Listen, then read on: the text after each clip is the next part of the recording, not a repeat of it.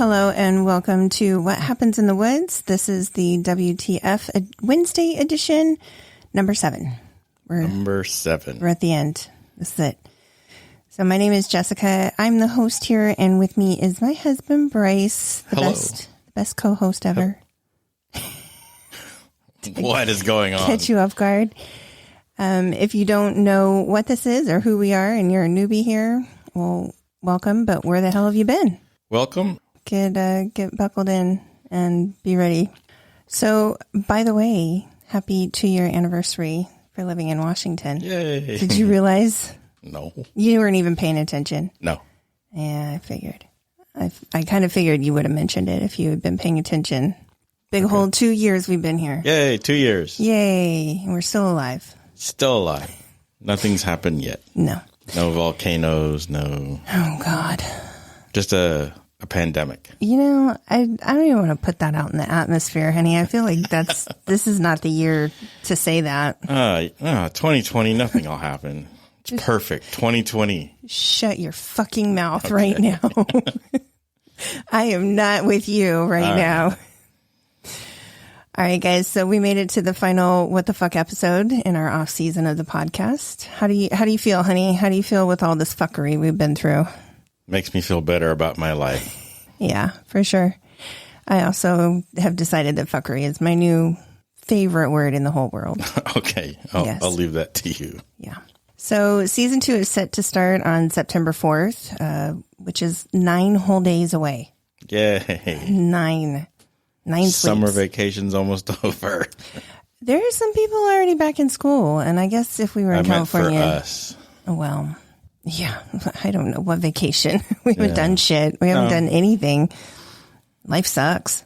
Yeah, We've kind of been locked down, so yeah, there's nothing to do, and I'm not willing to risk going out in general public just for the sake of my sanity. So yeah.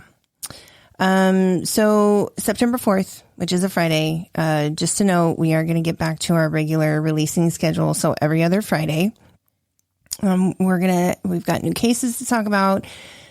Some of them you may not know, and I hope so, because that's kind of the goal, is to bring some light to old cases. So I kind of hope that that's, you don't know, and that we kind of give you new information instead of rehashing the same old cases that have been talked about. Case in point, Ted Bundy. I'm sick of hearing his name. I'm not going to lie. Okay. Yeah. We're not doing Ted Bundy. No, we will never do Ted Bundy. I will never do it, ever. Sorry.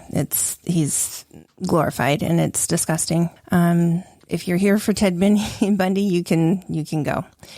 So, also I want to mention the website is going to be down during the next few days and reopen on the 4th, with the new episode release. So be on the lookout for that as well. Hopefully it doesn't burn and crash. I don't fuck it up too bad.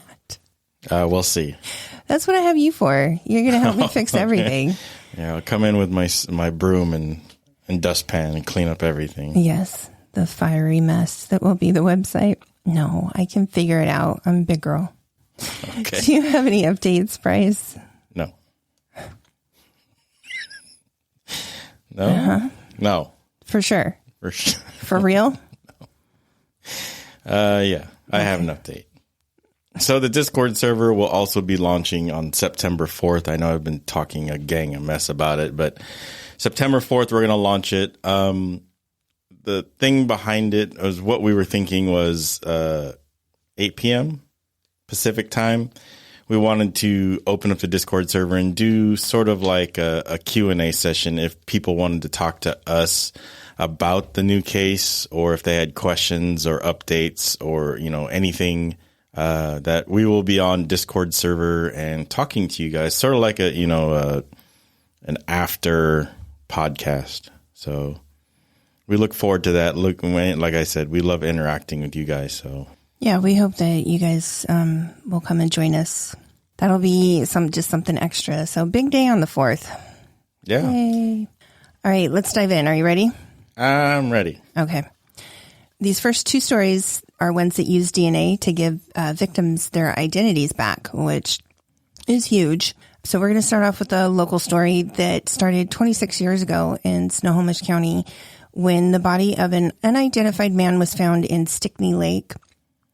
This was in 1994, but authorities, when they were called, they realized that he had been in the lake for some time because there was like a soapy film over the body, which I only used that descriptive just to give a reference as to why they knew that. So the man had been shot in the head and then weighted down, then placed in the lake. They tried for years to get him identified through sketches, which nothing came of it. They even did one as recently as 2019.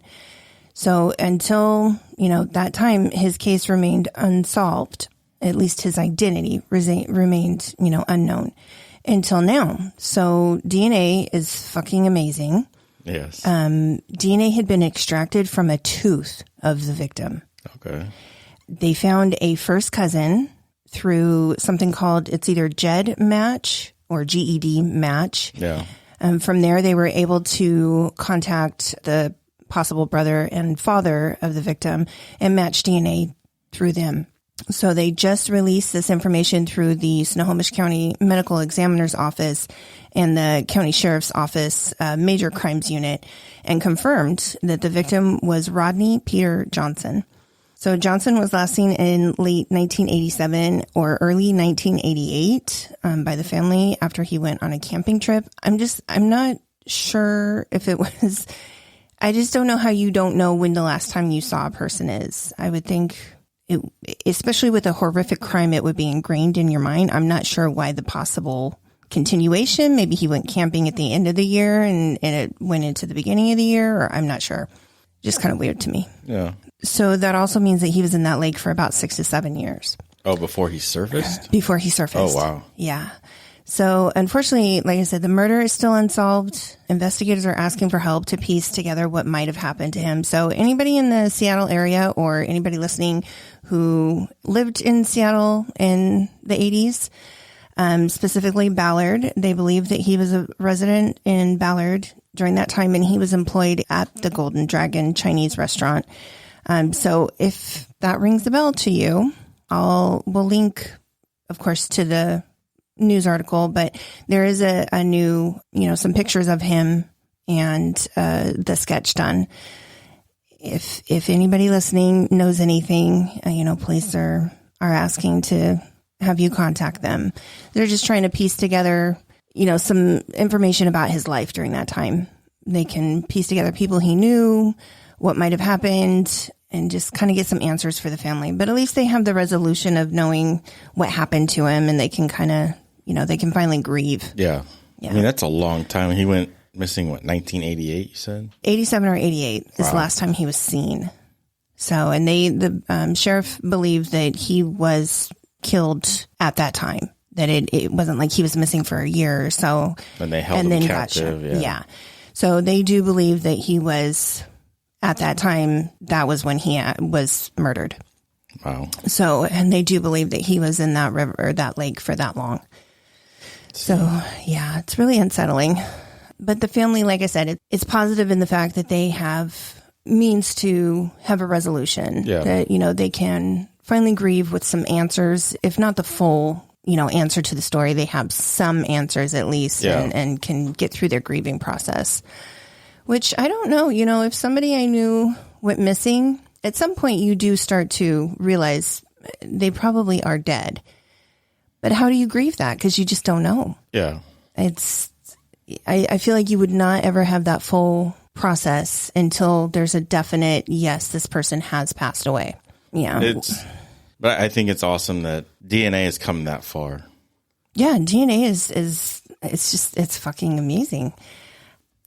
The next case is also one recently solved through the use of DNA. And again, it's just remarkable. I really hope that all these cold cases where DNA was collected and they knew enough to collect it, but they didn't know what they were exactly going to do with it, back in the day.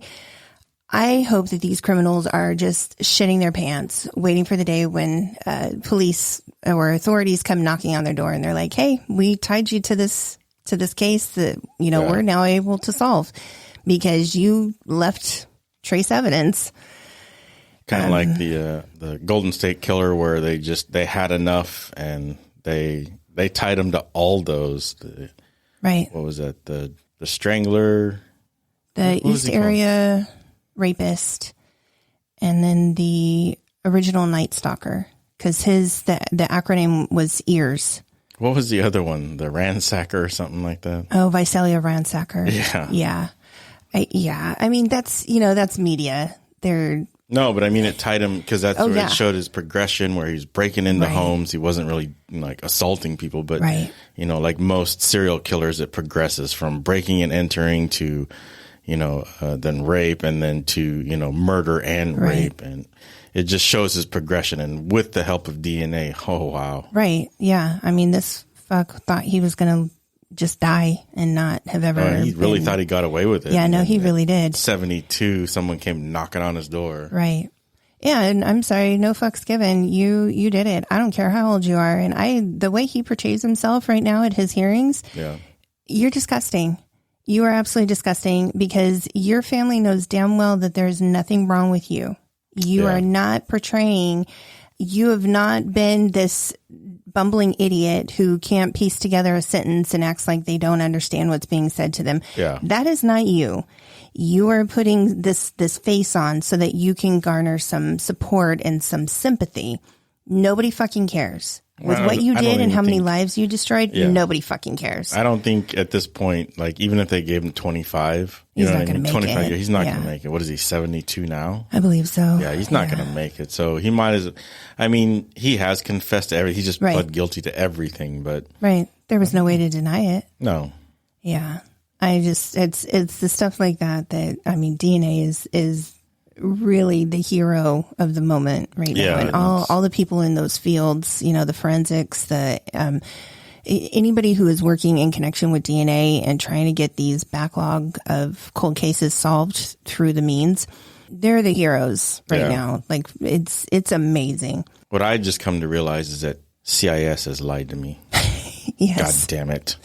I don't even know. I've thought they've had this technology for the last 10 years. Well, and that's the thing. Like, I was listening to Paul Hull's an interview that he gave, and he was kind of talking about, because this is where he started. That was kind of where he started in the field and what he's been doing and his contribution to all of that. And, he said he wishes that it was like that. Yeah. He wishes that even, he said the amount of like, something about the amount of, machines and lab equipment available in that CSI lab would have been dispersed among 15 or 16 different field operations. It never would have been concentrated in one place.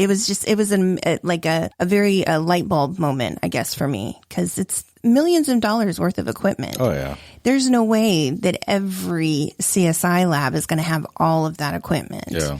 I mean, that's something maybe FBI has or CIA has. That's not your standard Las Vegas police department isn't going to have that. So, yeah, I mean, it just kind of really, of course, everything's sensationalized. It's fucking TV. I know. They had to make it, interesting. I know. Yeah. I just, but a lot of people do believe that stuff is real. And I mean, I remember reading about that effect too, the CSI effect in court, how everyone was just thought, that was the way it happened. But come on, people. No, that's just kind of the thing is it's never what TV is never what it makes itself out to be. So we'll get back on track. All right. Back on track. Here we go. So this one goes back to the disappearance and murder of a young lady in 1977. So decades ago, from Everett, Washington. The victim has been identified as Elizabeth Ann Elder. She was born in Oregon in 1959. At the age of 2, she was adopted to another family in Oregon. Her last name then was changed to Roberts. So on July 25th of 1977, her family reported her officially missing to authorities. They were still getting like random phone calls from her at this time to kind of ask, for money. Yeah. I'm not really sure why she ran away. Her parents. Her adopted parents, but her parents, not the police. No. Why is she asking the police for money? No, the parents. Okay. And the family did. They sent money to the Seafirst Bank in Everett. It's been since determined that none of it was ever picked up. And then they stopped hearing from her, and they didn't know why. So until recently, all that was known about this previous Jane Doe was how she died and who killed her. There were multiple sketches made and distributed to try to identify her over the years, but nothing ever reported back. Nobody had any information. Nobody could make a positive ID. In 2008, the Doe Network took up the case, and as a result, her body was exhumed. And a new discovery was made by the state forensic anthropologist, Dr. Kathy Taylor. So previously it was said that she was in her mid-20s, early to mid-20s at the time of her death. Yeah. This doctor was able to find that she was actually between 16 and 19 years old. Oh, wow. Yeah. That's a big... It's a little bit of a difference. Yeah. Because of that, the National Center for Missing and Exploited Children got involved in the case, which I don't believe in 1977 they were around. That, I believe, is the result of, who was it, America's Most Wanted? I can't remember his name. Oh my God, it's on the tip of my tongue. Walsh. Yeah. Yeah. His son was kidnapped. I believe that the Center for Missing and Exploited Children is a result of his work. Okay. So like I said, this happened, after 2008. By that time, she'd already been missing for 3 decades. So Roberts ended up being identified by something called SNP DNA, which uses sources that are like the hardest to get DNA from. Yeah. So there was a hair that did not have an end follicle on it that they managed to get DNA from. So it's fucking remarkable.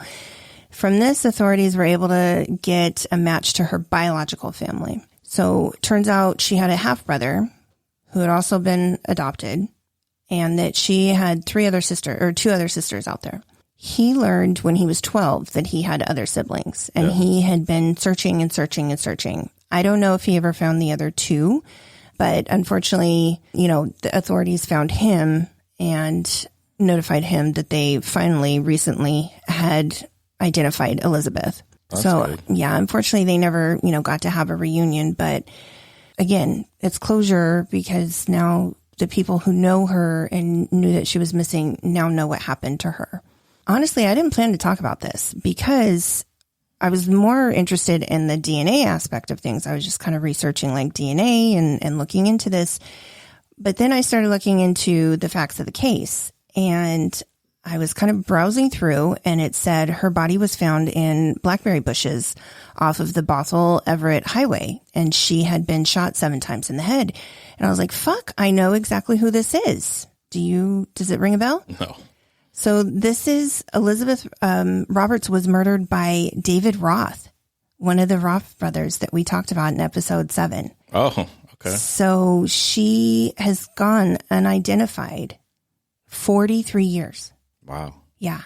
So a recap on that, in case you don't know. Roth was driving down the highway in August of 1977.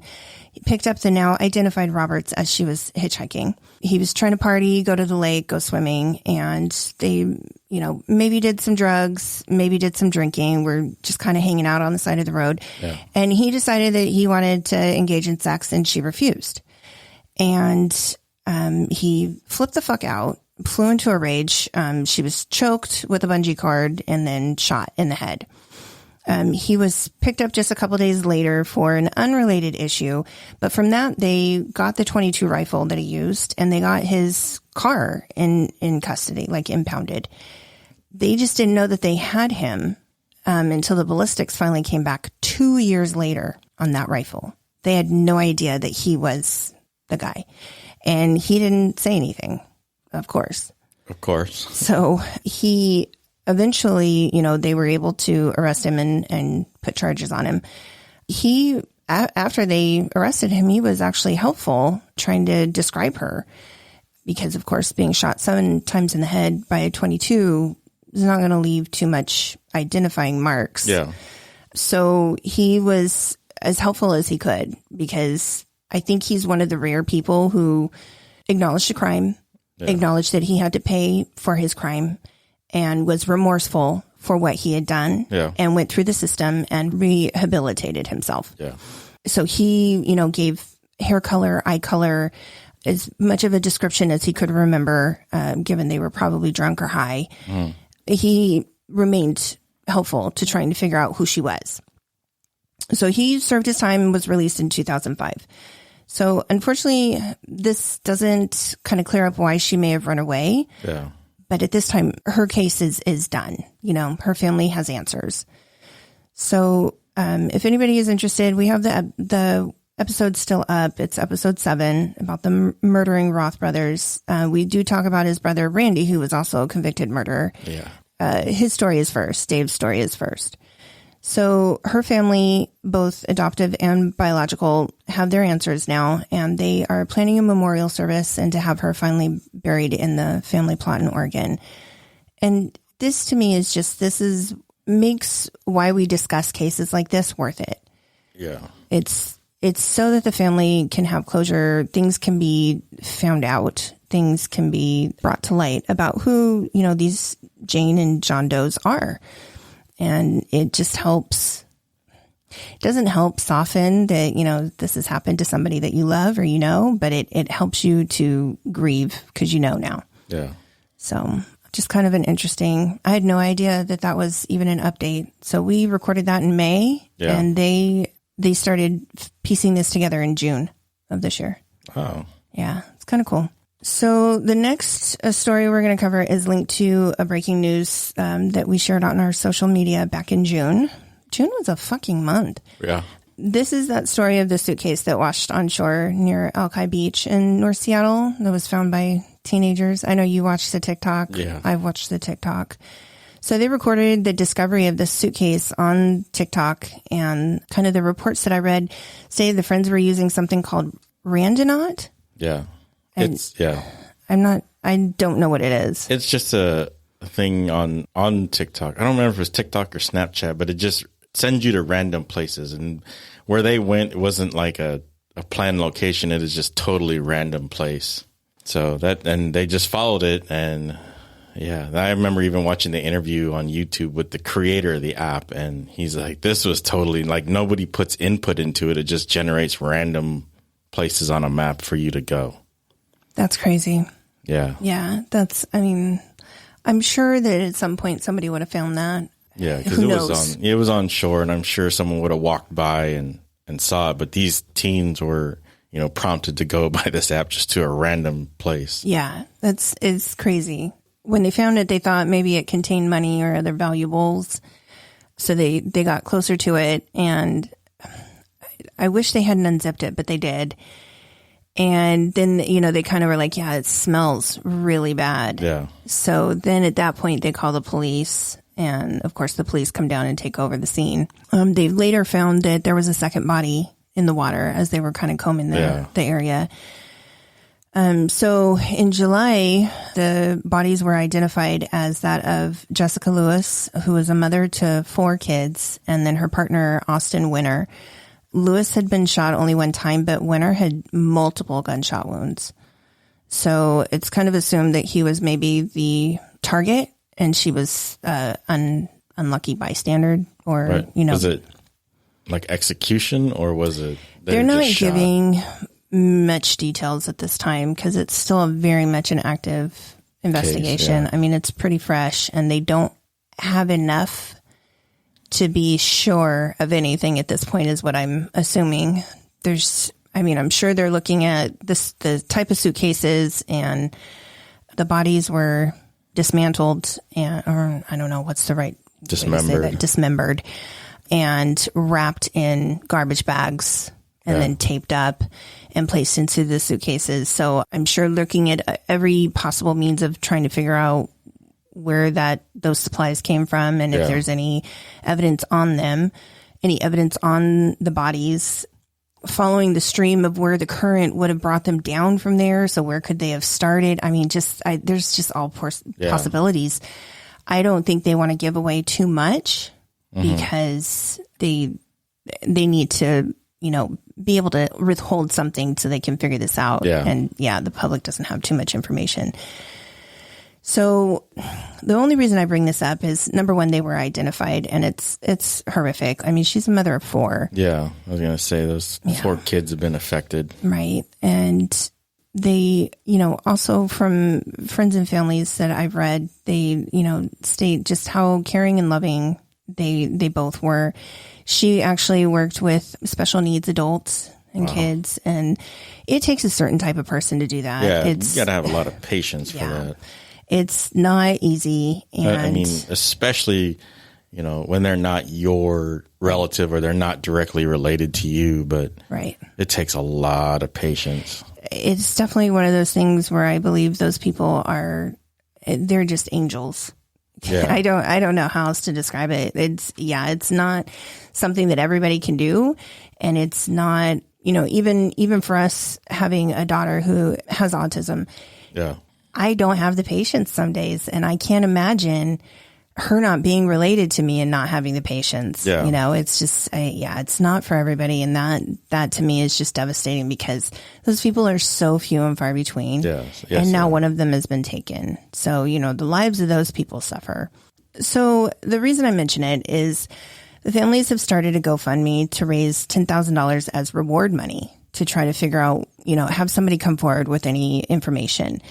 They've only raised about a quarter of that since they started this in June. Oh, come on, people, get on board. Yeah, I mean, I understand that times are tough, but I do feel like $5. I mean, come on, don't get coffee today. Go, find something that you can help with. If you don't want to help with this, if you're not interested in this, there are other things that you can do in your community to help. But it was sad to me. So they're also asking, out of respect of the deceased and their families, that the TikTok video be taken down, which is still up. Yeah. I was able to watch it right before we were recording. So it has over 5.4 million views at this time. So the family is like, hey, it's been out there long enough. The guy that it's on his account, he's received notoriety from it. The rest of his TikTok videos are kind of blowing up as well. So, can we take it down at this time? It just needs to come down. Yeah. And I get it. I think the fact that, the teenagers show the suitcase and unzip it and showing some of what's inside. I can't imagine watching that, knowing that that's my loved one. Yeah. I will say the kids did the right thing by calling the police as soon as they were like, this is just way too sketchy. Yeah, before they even suspected a dead body. And stuff. So, I mean, kudos to them for that. I think I can sympathize with the family on that view of, that TikTok video needs to go. All in all, if anybody can help with information or by donating to the GoFundMe, please do. Anyone with knowledge is invited to call the Seattle Police Department's Violent Crimes Tip Line. That's 206-233-5000. The families they deserve closure as to what happened with their loved ones. Yeah. So, any information that you might have. So then we have another update, sort of. Okay. I randomly came across all these things all at once. This one is on the never-ending saga that is Carole Baskins and her missing, presumed dead husband. She did it. This bitch. So that was one of the craziest Netflix series I think I've ever watched, aside from Don't Fuck with Cats. Yeah. And this is going to kind of parallel that. So, yeah, Netflix is, I don't know, I know they must have had this pre-planned. This came out during quarantine. Yeah. Don't Fuck with Cats was right before. Yeah. And then I think this was like maybe 2 weeks after that this, the Joe Exotic Tiger King thing came out. Mm-hmm. So I know that this is, in the world of TV and producing, these things are in the works for a couple years at least. Just the timing was like, Jesus Christ. Honestly, watching it, didn't see the appeal so much. I was giving it a chance. And then we got to the third episode and they started talking about her second husband's disappearance and her possible connection. And I was hooked. I was like, oh, okay, now we got something. There's more to this story. No, it's just like it went off into another branch. It was, it's like, oh, you thought you were here for endangered animals that are being kept as pets and in cages? Oh, no, fuck that. We're talking about dead people, maybe being killed by their wives. Okay. I don't know how many people watched it at this point. I mean, a lot of people Millions. Watched it. You never finished it though, did you? Never started it. You kind of were in the room when I started it. No, I walked through and I glanced at what you're looking at. I'm sorry. I just can't stand mullets. It's like repellent for me. And I'm like, there's a mullet. Gotta go. Okay. It's so bad. Oh, all right. Sure. So for those of you who didn't watch the series and, maybe didn't catch our bonus episode, we did a bonus episode on Jack Lewis and Carole's part, if any, in his disappearance. So go check that out. Yeah. So just a recap again, in case you forgot somehow how crazy this story was, or you just don't know. Jack Lewis and Carole met while she was walking on the side of a busy street. According to her, he tried a few times to get her in the truck. Like he would circle around and stop and, hey, do you need a ride? And she was like, no, leave him the fuck alone. And then he finally pleaded that he just needed to talk to somebody. And that if it made her feel better, that she could hold this loaded gun on him while they were driving around. And for some reason that did it. And she was like, sure. He was 42 at the time, married with kids. She was 20, also married with one child. And it was the beginning of just this wacky fucking odd relationship involving like real estate scams, exotic animals, trips to South America, and their very up and down relationship. Yeah. Where did they meet? Pretty sure Florida. Yeah, you said you were going to leave Florida alone. I can't ignore Florida at this point. It keeps like I think I've searched for things or I've looked at so many things in Florida that now that Google is like, oh, Florida. Yes. You want to know about Florida. You want to know all the fucking things about Florida. And I don't. So yeah, I hope to God I never have to mention it again. So sadly, their relationship ended with him disappearing on August 18th of 1997. So like almost exactly 23 years ago. I don't know what it is about August and people dying or murders it's like the end of the summer and people are like, oh, it's almost fall time. We got to get these murders taken care of. I don't know. So his body has not been found. And there are about 3 or 4 good rumors as to where he is and why. One of them being that he relocated to South America and, he just changed his identity and he left her. And I don't know if I believe that or not, but I was reading something and somebody was like, it's more plausible that he gone girled her. I was like, that's the funniest fucking thing I've ever heard. He gone girled her. Maybe. Maybe. Another one is that she fed his dead body to some of her tigers, which I still cannot get a clear answer on if tigers will or will not eat human bones.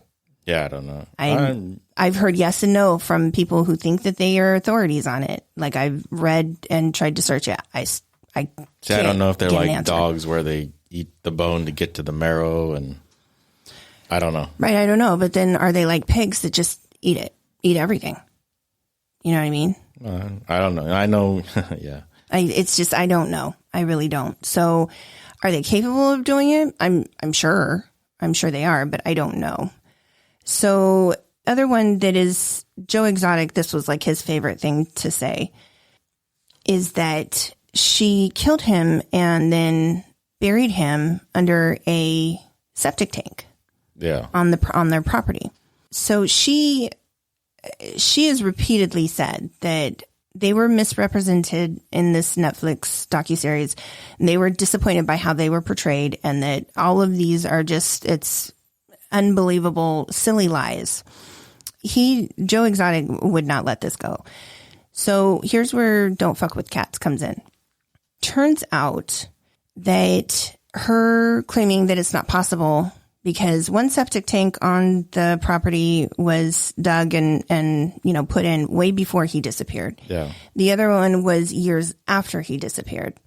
So in true Don't Fuck with Cats style, a Facebook group came together to investigate. Uh-huh. They claimed that they found some damning receipts that contradict that timeline. So according to the group, there's a permit for the installation work filed on August 4th, and the project was scheduled to be finished on August 15th. He disappeared on the 18th, or he was finally reported on the 18th. Okay. Yeah. She didn't report him right away. So he disappeared like on a Thursday and Friday, and she didn't call until a Sunday to report him. Right. There's also allegedly receipts showing a large mound of dirt delivered to the property on the 14th. So if those are accurate, then that septic tank was put in right when he disappeared. Like the process of digging and installation. Right. And that it was pre-planned if their permit is to be believed. So coincidence? That's what I'm saying. Carole has responded regarding the allegations, first right after the docuseries aired and recently, claiming that there's just no way that it's true. She says that a disgruntled employee started this rumor in 2000. Joe Exotic took off with it, and it's just, yeah.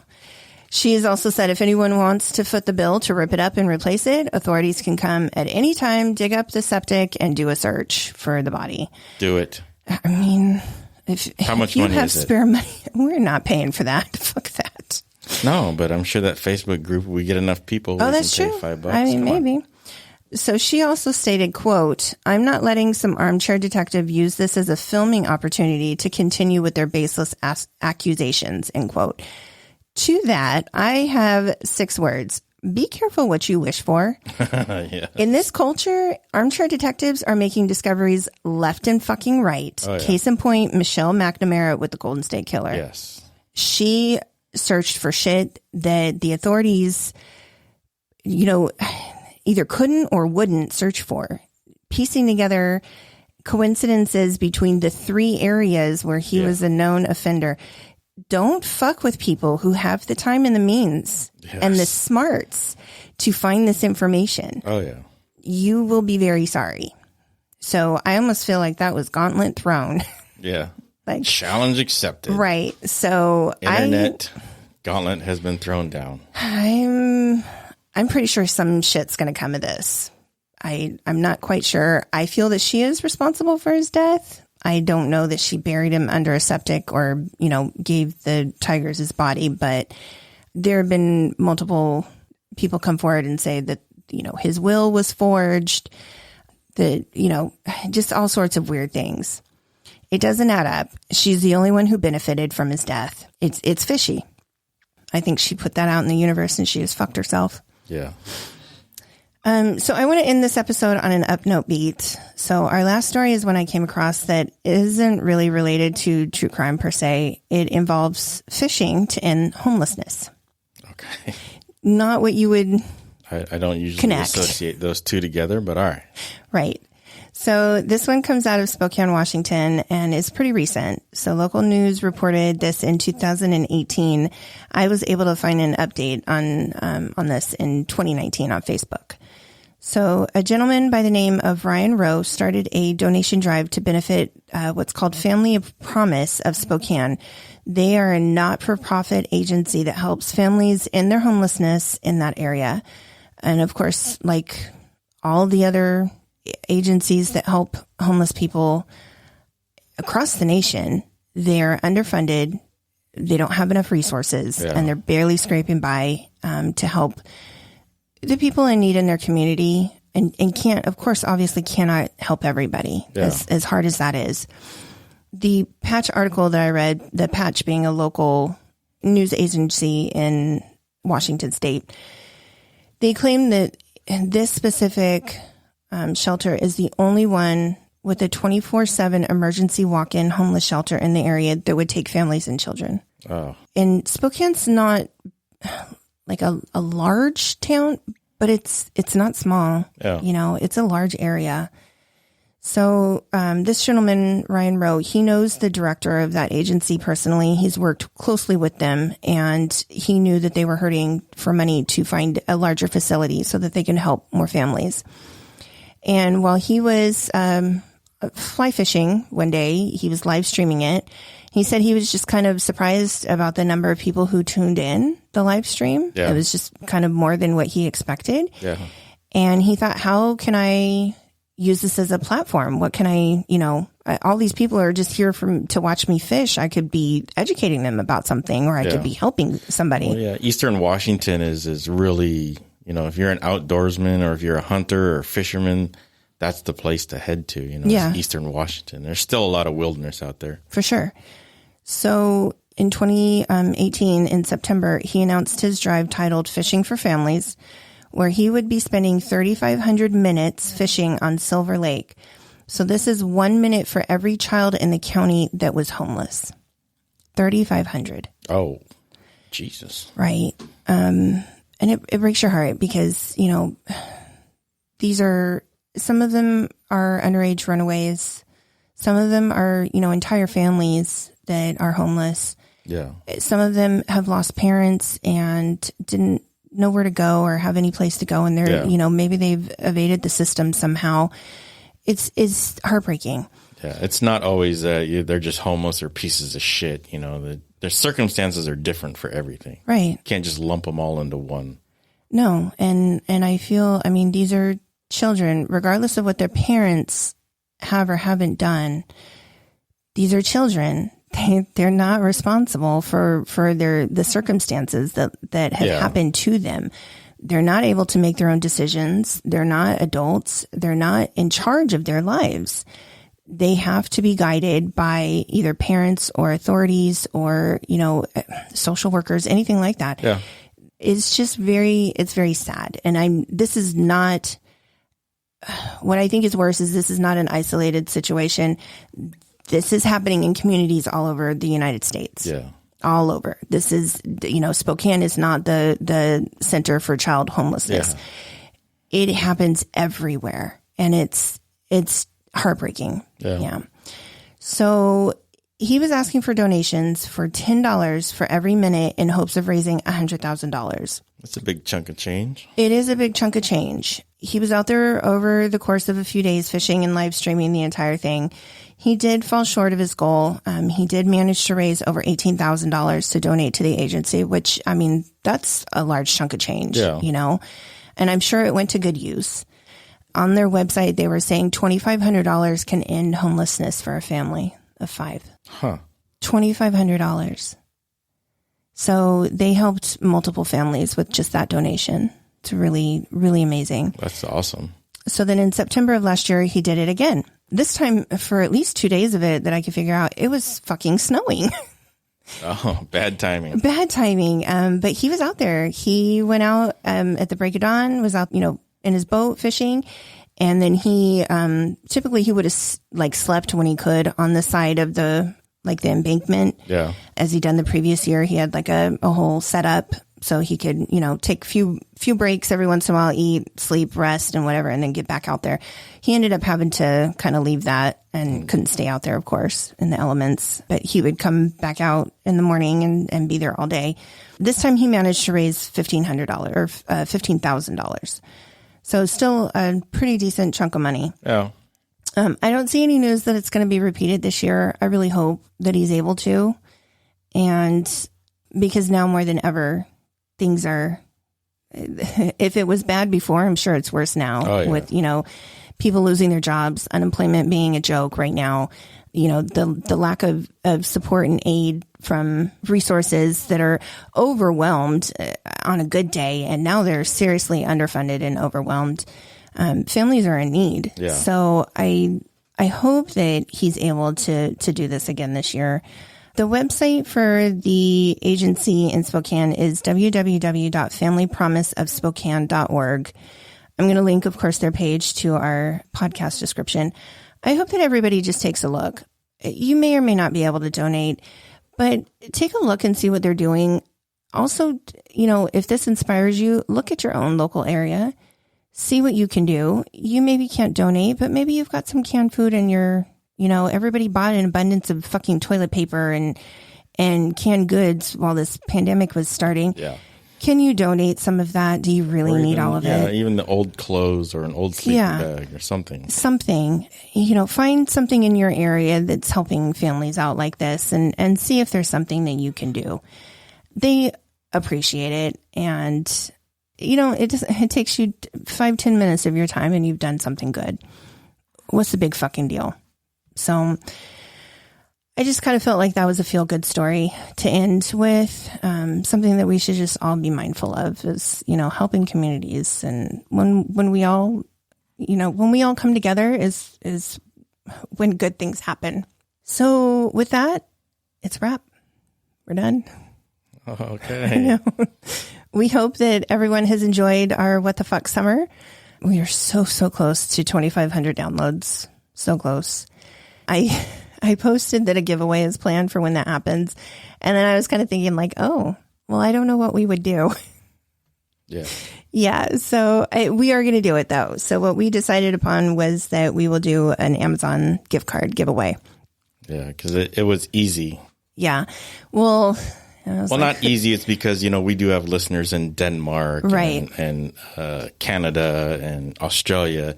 It wouldn't cost us to ship it. We could just deliver it digitally. So. Right. Yeah. So we are going to do that. So make sure you're following us on Instagram and Facebook. The handle there is WHITW podcast. For more information, or Twitter is what happens in the letter T 2. Of course, the handle couldn't be the same. Nothing is ever that easy. No. If you're new to us, get caught up on all of our episodes on any listening platform, as well as stay tuned for the new season to start September 4th. Yay. And thank you to everyone who has helped us get this far. You guys are the fucking best. Yes. Yeah.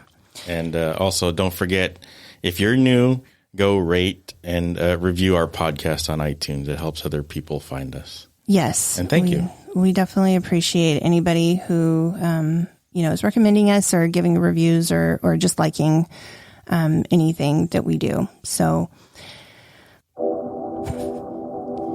as always, we're going to say, stay safe, be kind to one another, and stay out of those damn woods. Stay out of the woods. There's just no good that can come of it. We want everybody safe and sound. Until next time, we'll see you soon. Bye. Bye.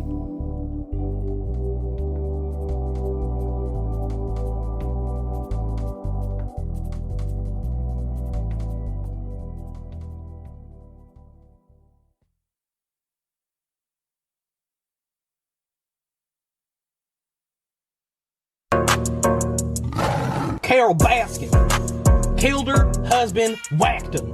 Can't convince me that it didn't happen. Fed them to tigers, they snacking. What's happening? Carole Baskins.